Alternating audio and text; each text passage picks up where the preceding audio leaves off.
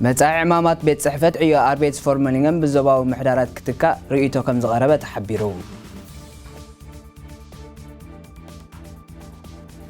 منجستي شودن هاجراو تصتا اسغات تباهيلوم اب تحت قطصر تصتا شودن زصنحو 6 سبات كاب هاجر كترزو وساني هيبو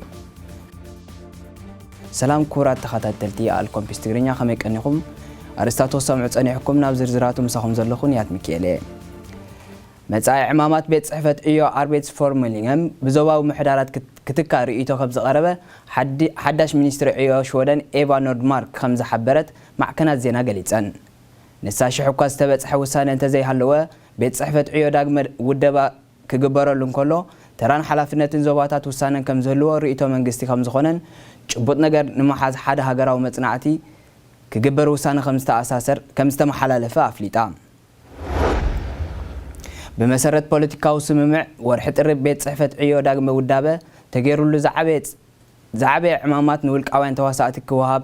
ዝብል ሓሳብ ከም ዝነበረን እዚ ግን ኣብ መስርሕ ተግባራውነት ብዙሕ ሕጋዊ ነገራት ክትንክፍ ስለ ጀመረ ግደ ዞባዊ ምሕዳራት ኣብዚ ጉዳይ ክጽናዕ ከም ዝገደደ ተሓበሬታ ኣመልኪቱ داغمه ودبا بيت صحفت عيو سغاب 2021 عامه مهرت كفصم مدب تتحيزو خمزلون درو بزحات ابيات صحفت بمعصاو بزح زلوم سراحتنياتات كم زتسنابوتو يذكر صبصبات منغست املكيتهم كم زلو ات داغمه ودبا مستوده بيت صحفت عيو كم منغستاو قرصن بعل مز خوينو خم زقصلن ينغر عامتاوي كسع 600 زخون سبات بزفصمو وغبنات كابش ودن نخسغوغو وسانه استمحلالفلهم كنت خونه كاب 20 كسع 30 زخون سبات ግን بزتفላለየ ምክንያታት ካብ ናይ ምስጓግ ውሳነ ድሒኖም ነፃ ከም ዝተለቀቁ ማዕከና ዜና ይሕብራ ብሰንኪ ገበናው በደላት ንኽስጓግ ዝተወሰነሉ ሰብ እንደገና ነፃ ንኽልቀቅን ይኹን እምበር ንዝፈጸሞ ገበን ንኸይ ደግሞ ዝኾነ ዓይነት ውሕስነት ከይገበረ ነፃ ክግደፍ ንስርዓት ፍትሒ ሽወደን ኣብ ምልክት ሕቶ ዘእቱ ምዃኑ ሓላፊ ፖሊስ ዶባት ፓትሪክ ኢንግስትሮም ሓቢሩ ነቶም ካብ ምሽወደን ወጋዓው ስምምዕ ምልዋጥ ገበነኛታት ዘይብላ ሃገር ዝመጹን ነቶም ናብ ሃገሮም ሞት ፍርዲ ኮነ ካልእ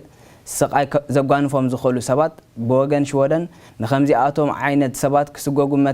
ብመትከል ሕጊ ዕቁባን ስለዘይፍቅድ ከም ዝኾነ ዝፍለጥ ምዃኑ ሓደ ካብቲ ምኽንያታት ምዃኑ ይንገር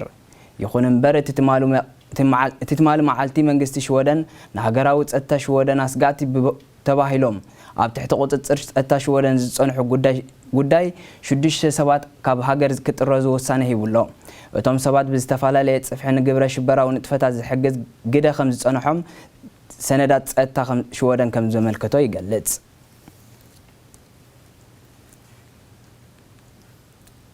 እቲ ብልምዲ سنترالن تبايلو زفلت ماكلاي مدبر بابور كتما ستوكولم تقلالا داغمه ጽገና ክግበረሉ ከም ዝኾነ ሰብ መዚ መንግስቲ ሽወደን ሓቢሮም بمسرت ጋዜጣው መግለጽ በዓል መዚ መጓዓዝያ ሽወደን እቲ ናይ ጽገናን ምትዕራይን ስራሕ ንሸውዓተ ዓመት ከም ዝጸንሕን ዛዕበይ ክፋላት ህንጻን መስመር መገዲ ባቡራት ከም ዘጠቃልል ሓቢሩ በዚ መሰረት እቲ ስራሕ ስጋብ ዝውዳ ብዙሓት ናይ አገልግሎት ዝህቡ ዝጸንሑ መሳለጥያታት ብግዚያው ብዝትከሉ ናይ አገልግሎት መሳሪሒታት ከም ዝትክኡን ብዙሕ ምልውዋጣት ከም ዝግበረሉን እቲ በዓል መዚ ኣፍሊጡ መሰረት ዝወፀ መደብ ስራሕ ዝመጽእ ዘሎ ሶኒ እቲ ስራሕ ከም ዝጅምርን ኣብ ገለ ክፋላት ሰንትራልን ዝተፈላለዩ ንጥፈታት ስለ ዝግበሩ ተገልገልቲ ነዚ ኣብ ግምት ብምእታው ንዝወሃቡ ሓበሬታታት ክከታተሉ ምሕጽንታ ቀሪቡሎ ጓል 16 ዓመት ሽወደናዊ ተጣባቂት ለውጢ ክሌማ ግሬታ ተምብራይ ካባይቶ ከባባዊ ሓለዋ ሃገራት ኖርዲክ ንኣበርኩት ኣፍልጦን መሃብ ንዝቀረበላ ናይ 5000 ክሮነር ሽልማት ገንዘብ ከም ዘይተቀበሉ ኣፍሊጣ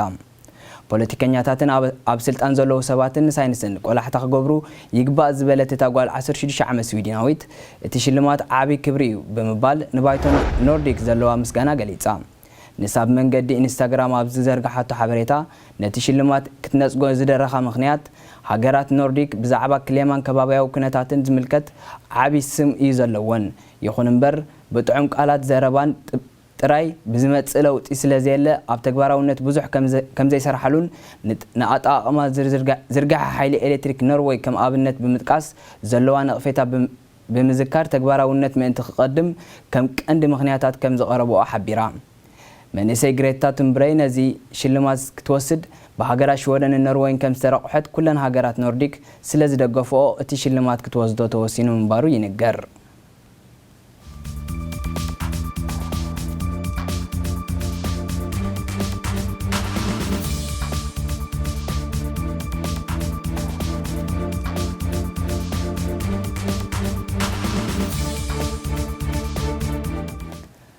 سلام كبرات تخاتلتي علىكم بستغرينيا إذا خصموا عد أنا حكم ينيرنا لهم مدبنا بزغط السوم كسعن الرخب سسناين عقم سلام